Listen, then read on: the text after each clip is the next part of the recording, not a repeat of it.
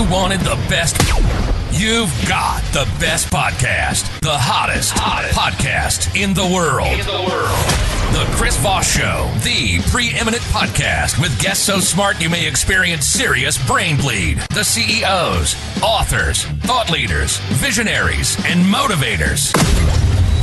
Get ready. Strap yourself in. Keep your hands, arms, and legs inside the vehicle at all times, because you're about to go on a monster education roller coaster with your brain.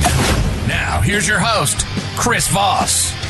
I'm Douglas Carpenter here from the Chris Voss Show. Come on.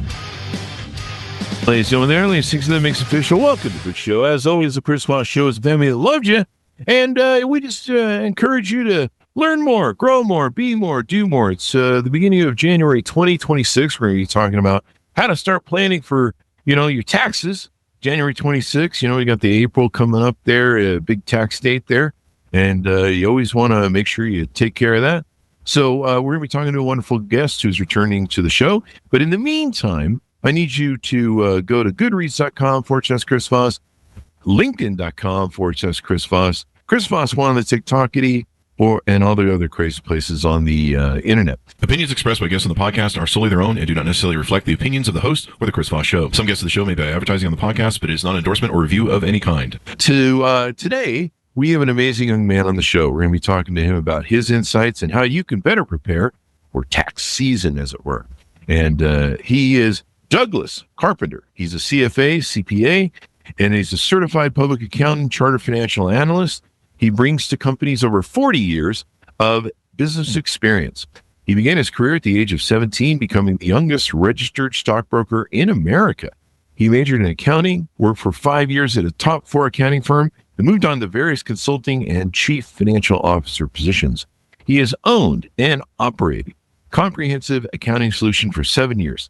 The firm provides a full range of accounting services to companies in all industries with a specialty in the challenging hospitality sector.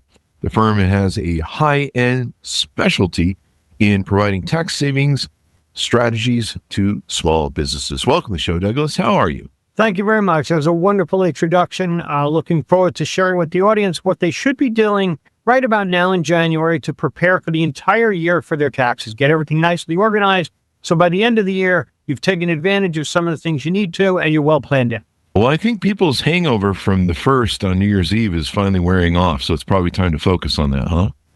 Yes. Well, it's not too late to start. It never is. But January is a good month. You're a couple of weeks into the year. You probably haven't lost much in terms of planning, and now's the time to start. So give us your .coms to lead off so people can find you on the interwebs. Sure. The .com is obviously www. It's solutions, that's with an S, solutions by BY. CHS.com, Charlie Henry Samuel, solutions by CHS.com. Our specialty is in hospitality, where we serve all kinds of businesses. We do a lot of construction businesses, dental offices, moving companies, all kinds. But hospitality is a unique sector.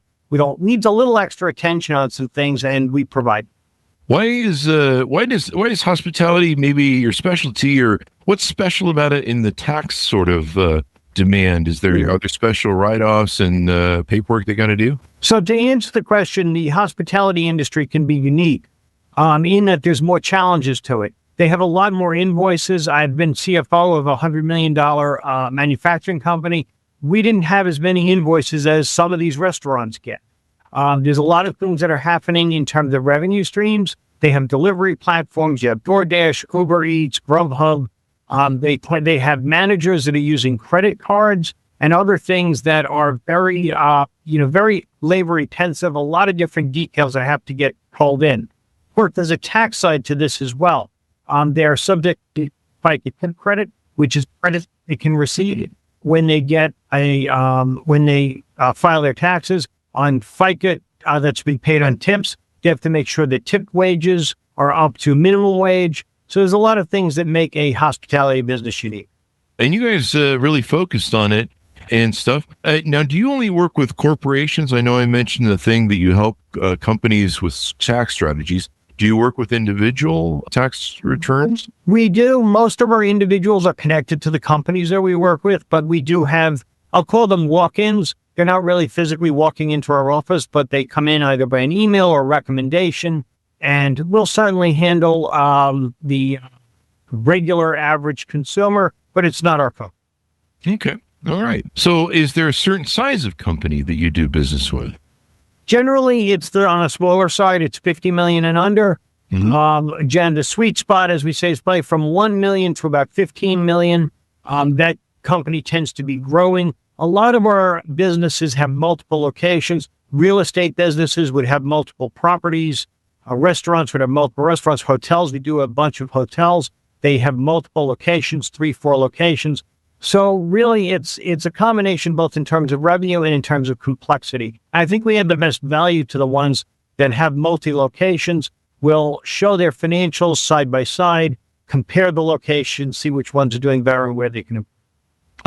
So if you're multi-location, there might be some tax savings or tax strategies that you need to do to do that sort of thing. And so is there a cap of the size of company you work with? Because I mentioned in the bio, you work with small and medium companies, I think. The largest company we're dealing with now has 350 million in sales. So I don't think there's that many companies above that. We could probably handle something bigger, but our target's much lower. 350 million a year. Is that all? No, I'm just kidding. That's pretty darn good, actually. Now, tell us a little bit about yourself. They always want to know about you a little bit. How did you grow up? What got you into accounting? Starting at 17, I took the stockbroker test. I had some new startup school, and they really botched teaching us. And I flunked it twice at 21.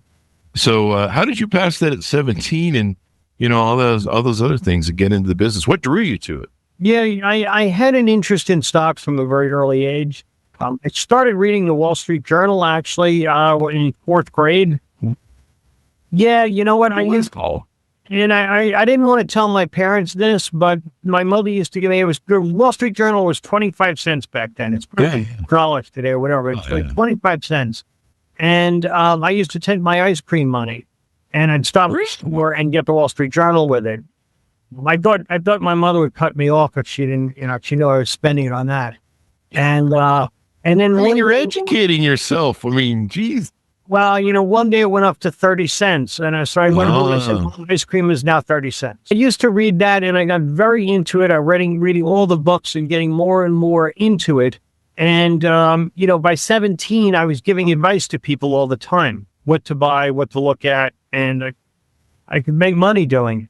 So you were already handing out advice as a young boy child?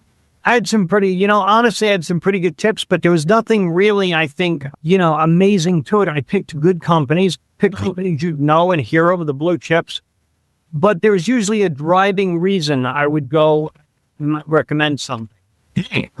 And that's, that at the time, that was one of the things I used to do. That is wild, man. That's getting started early, but that's the good thing to do. Find your purpose, find what you love. What is it you love about, and maybe what drew you initially to, because I don't know if you still love it. I used to love owning businesses until I owned a couple that I didn't like, but I got into them and I'm like, sure, I love this. What was it that drew you to it? And then, whatever question I asked before. Yeah, well, I became a broker. I was being a broker at 17. I absolutely hated the lifestyle. I hated that, there was more of a churn and burn kind of attitude. Wow. I couldn't do. That's not me. And I wanted to give good advice to people, not just advice that made me a living. One of the things about a broker is if you give good advice to people, you often won't make enough money to stay in the business. So it was not for me. And I was in college at the time. I was in my first year of college, and I had a decision to make. It was either finance or accounting. The way I looked at it was, an accountant can go into finance, but a finance person really can't go into accounting. So there's a lot of training in accounting, and there's a lot of things to understand in the details. It's generally, you're not going to go backwards, but an accountant has a general understanding of finance and can kind of go forward into it. I did both. I did the accounting, got the CPA, then I did the finance side and got the CFA. what I like is the combination of the two. So the accounting tells you where the numbers are coming from and how they're derived and all the detail. And the finance side tells you what to do with those numbers, where to drive them and how to drive your business. So it's a good combination. Really interesting, what's out there. So what are some of your favorite strategies, or, I don't want you to give away the secret sauce or anything like that, but what are some of your strategies that you find maybe owners are ignoring or missing, that they're, leaving a lot of money going back to the IRS? Yeah, I think the biggest one, and one of the first ones I look at, is proper entity structure to make sure they have the right entity. If you're going to make an S-Corp election, by the way, you have to do it by March 15th. So that's something to be aware of and to look at. S-Corps are a very good vehicle. They're not always the right answer. I also recommend you can talk to a formation attorney as well. They're well qualified to guide you as well, but I can give you some advice on that too. That's one area that I think we start at with a lot of business owners will not, potentially need to look at. Well, they haven't looked at it. And then it's also the combination. They may have 3 or 4 businesses. Many of them do. And it might make sense to have one of them a C Corp, one an S Corp, an LLP, whatever that combination is, because each one offers its own tax advantages. And if you have legitimate businesses, especially if they do different things, there's a lot of things that you can do tax-wise to make that advantageous. And let's talk a little bit about the competitive market of the tax business. I mean, I think we had one of the guys that created 2 of the biggest companies on taxes on the show a while ago. I forget his name. I'll see if I can pull it up. But what separates you from some of the big box names? There's these names that people kind of go to, and I don't know if there's any real benefit to them over you. Tell us what separates the 2 of you guys. Well, first, I would say, one thing that's kind of interesting is I see the fees they charge. And, there's a big surprise here when people come in. And the surprise is for me. I'm surprised at what they're getting charged for, to have these done. We have a standard price list. That's what we go by. We paid last year, but this is what we charge.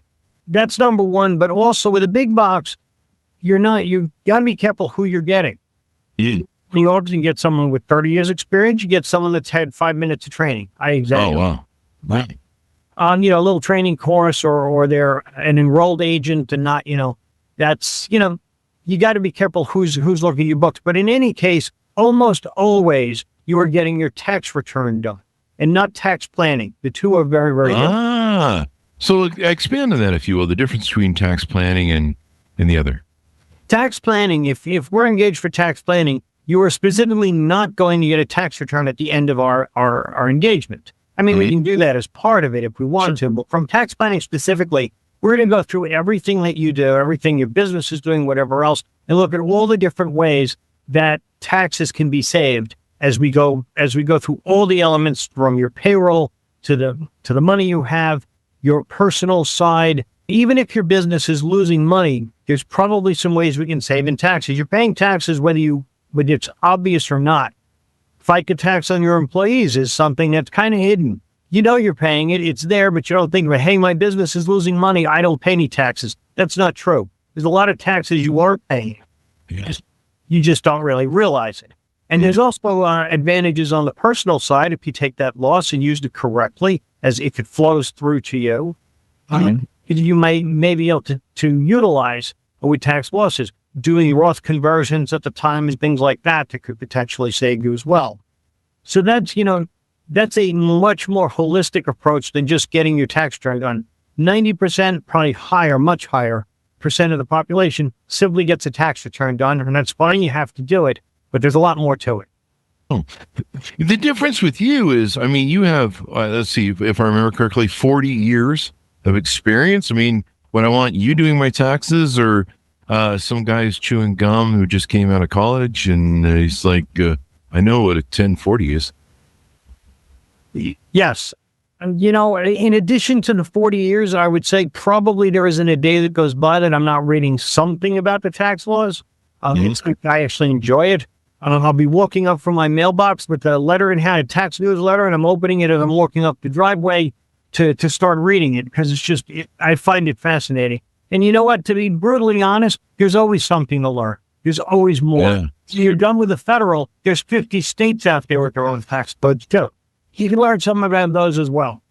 What's that old line? The two constants in life are death and taxes. Yes. Well, And sometimes you can avoid the latter. You'll never avoid the former. yeah.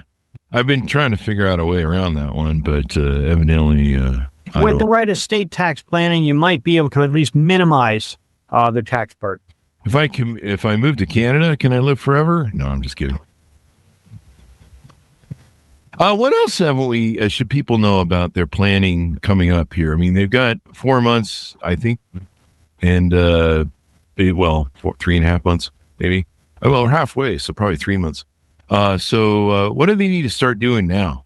Sure. Well, you know what? I mean, there's also something to consider as a pass-through entity tax, which I won't get into too much detail as to what it is, but it allows you to write off the state tax contribution on your federal return within some limits and some boundaries.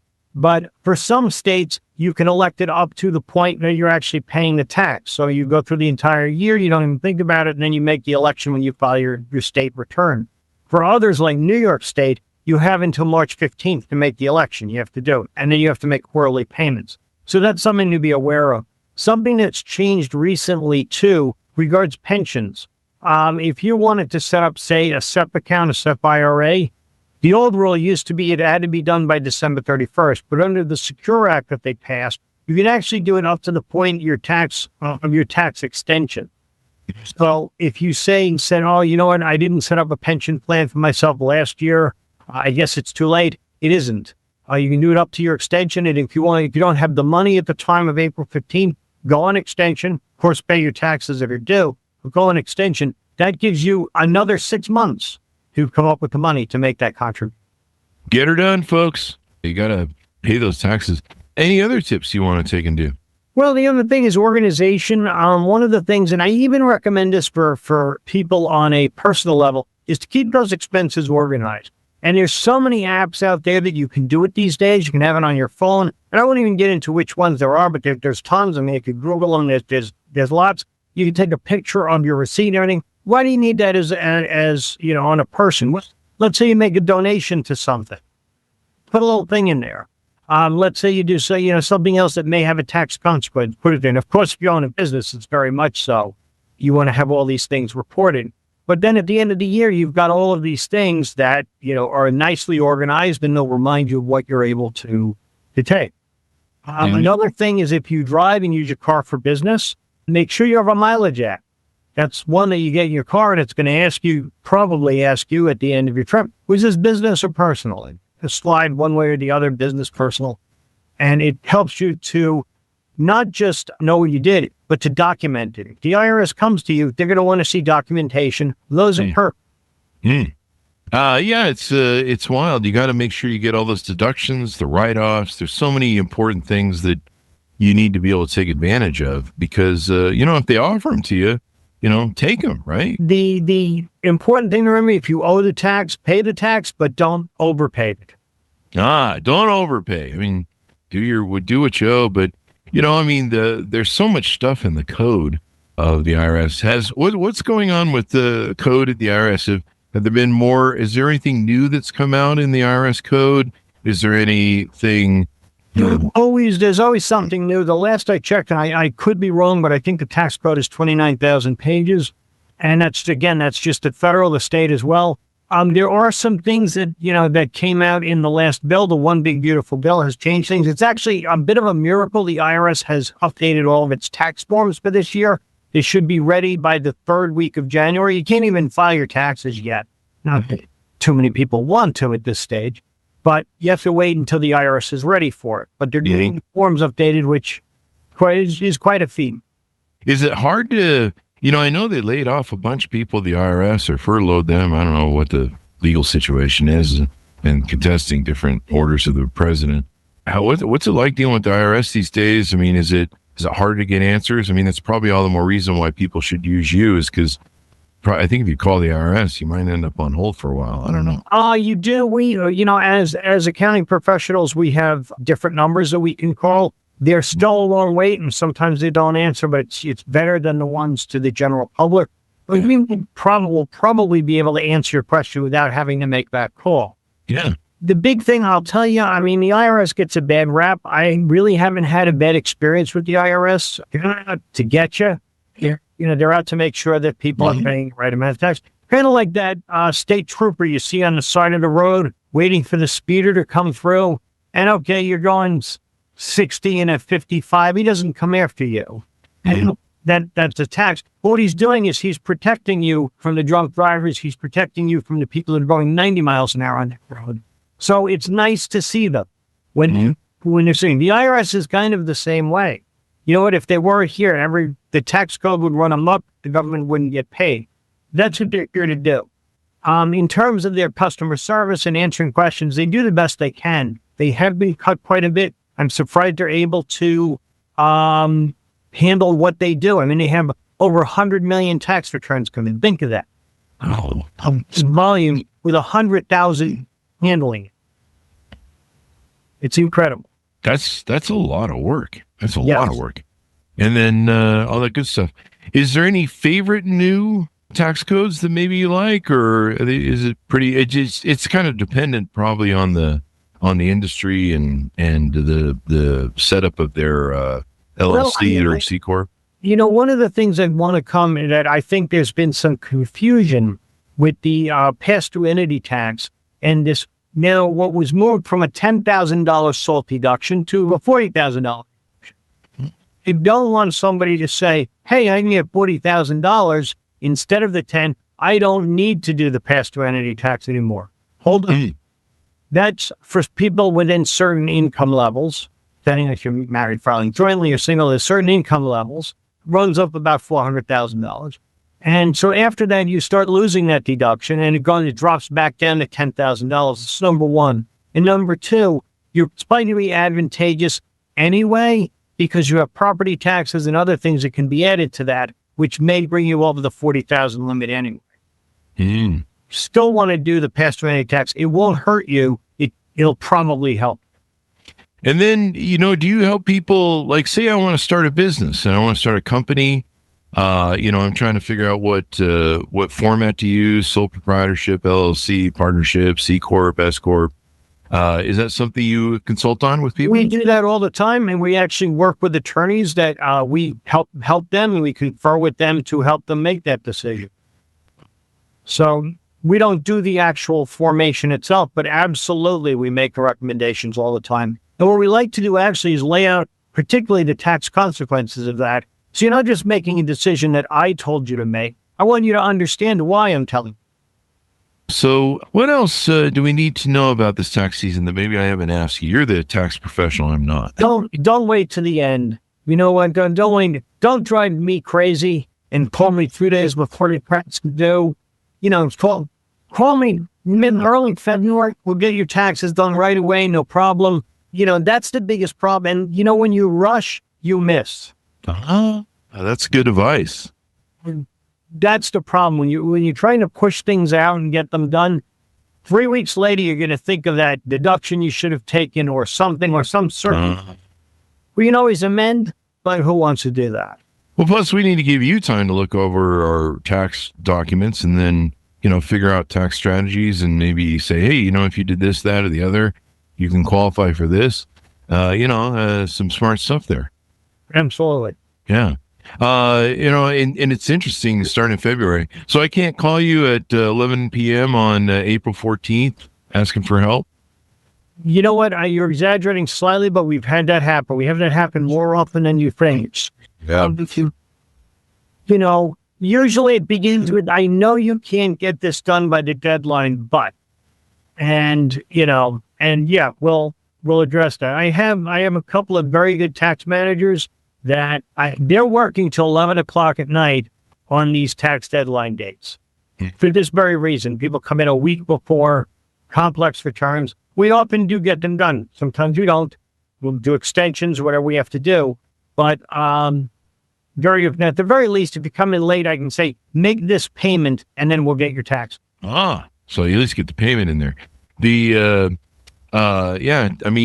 it takes a lot of time to process these things, look for things on savings and everything else.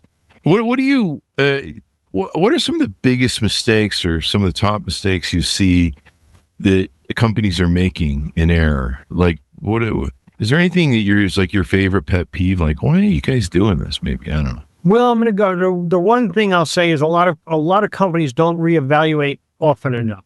Yeah, every maybe third year, you really should take a hard look for structure and what you're doing and how your business operates. And it's part of a tax plan, but it even goes beyond that. One of the things I think it doesn't have to do with tax, but it's one of my favorite topics is budgeting. And a lot of companies operate without a budget. And I mean, most of our small businesses don't do a budget. And I think that's Really? Yes. Really? They're just about to see their... Absolutely. They look in the bank and see what they have, and that's, that's how they're doing. But it's more important to benchmark that. And it's not even so much the numbers. The way you do the budget's what important is you're sitting and you're planning. You're planning your business. And you come up with you're going to do what you did last year. Nothing changes. And things do change. But if you want to radically grow or do something different, then you should plan it out, have a plan, and make sure you're executing that plan. And your budget's going to be that guy. Yeah. If you can, any money you can save, use this where you can hire more employees, and then technically you'll end up paying more taxes. But that'll drive you to where you're making more money too, as well. It's also extremely important. To that end, and taking it a little bit further, is cash flow. And that's where I think a lot of businesses, if they're really tight on cash, they tend to like the head in the sand kind of thing. Somehow. But you really need a good budget to run your cash, at least a forecast, to run that cash flow. And I see this all the time. One of the top questions I get is kind of a shortcut to that is, how do we get through February? Or what money do I need to put aside in December so I can make it through this year? Great question, and we love to answer. So anything more that we need to talk about on the show before we go out? I think we've discussed a lot of very important things. I mean, I think, planning is very important, and that's, really what it's all about, is taking the time doing this. Don't rush things at the last minute, and keep your business well organized. What, I have to organize my business now too? What do you want from me? No, it should not be in a box. Yeah, I've seen. Which box? And how many boxes are there? We've seen that. People have walked in with a big box. You turn it upside down, all these receipts come out. That's their expenses to me. I had somebody send me 700 Google pictures of receipts. I said, no. They Google pictures? Like you had to download it all? You had a Google Drive. And all their tax information was these receipts. They had no financials or bank statements. It was just photographs of receipts, over 700 photographs. Holy crap. And I just said, no, you're going to put that in a spreadsheet. I'm not opening 700 photos. That's different than sending you a spreadsheet or something. But it's the equivalent of the shoebox. Keep your stuff organized. Always be ready for an audit, because 3 years from now, you're going to be way more disorganized than you are today. So keep it all in a nice, neat package. Put it somewhere electronically as well. Great way to do it. And this way, when it comes, very easy. You have all your stuff right there.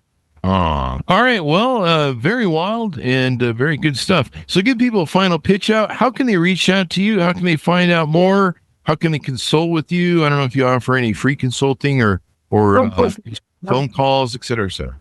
Sure. Our phone number, here it comes. Get ready. Get the pen. Get ready to write it down. It is 718-412-2570. Our website is solutionsbychs.com. Within solutions with an S, BYCHS.com. We're happy to have your inquiry. It's dcarpenter@solutionsbychs.com if you're on my email. And again, our phone number, 718-412-2570. Thank you. Douglas, thank you for coming to the show. We really appreciate it.